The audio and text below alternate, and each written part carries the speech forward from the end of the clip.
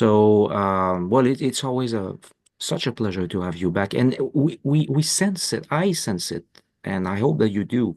That every time the music lovers and population in general, in Montreal and Quebec, they're extremely happy to see you each time, and that is something that is you have built something that is very strong as a relationship. And last question, how would you define this special relationship with the Quebec audience, Montreal and Quebec audience, francophone? How would you describe and how would you explain this proximity that you have created with the population?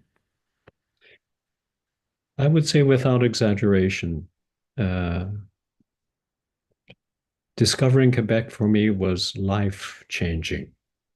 Um, it it the impact and the inspiration that I received from the Quebec culture, the Quebec history, uh, the Quebec society, and the community, uh, it changed forever my relationship as on many levels, not only for repertoire, but as maybe especially it's the first place part of North America where I actually felt at home.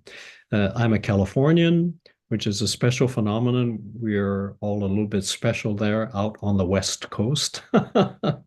Yet I had a very strict, uh, disciplined education from a German teacher, a very famous German pedagogue who started me at 6 years old with piano lessons after I escaped my mother, who was my first piano professor. She was a little bit difficult, but Parents are this, not always the best teachers for children. I mean, it depends, but sometimes it's yeah, ideal. but this professor, funnily enough, because I came from an isolated village, he had an enormous impact upon my musical development because in a way it was like a micro Bavaria or uh, uh, uh, I we didn't have the influence from popular culture in our village. We were too far away. So I had a very strong education, unusual for California. So because of that, I never really felt very comfortable 100% comfortable in this sort of um, ultra progressive California atmosphere. And through Olivier Messiaen and my interest in French music, uh, he brought me to France, where, of course, I've just adopted France as kind of a second home or a primary home. Um, Coming to Quebec was the first time that I felt that the New World and Europe could be together in harmony. And it meant that I felt at home. And to discover uh, uh, the depth of the Quebec history and the fact that there was not really ever a so-called revolution.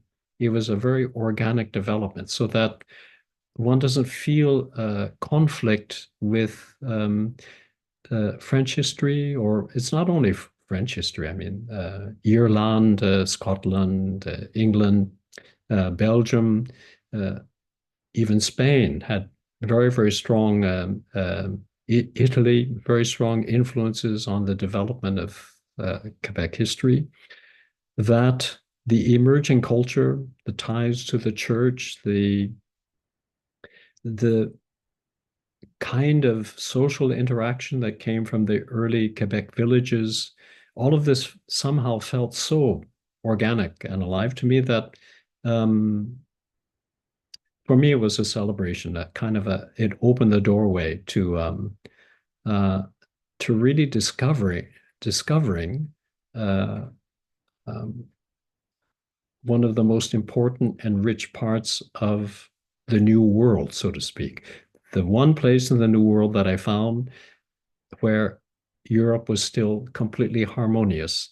And for me as an artist, who has a specific focus on European repertoire, it was like freedom. So I maybe this joy and this great admiration that I have for Quebec culture, maybe in somehow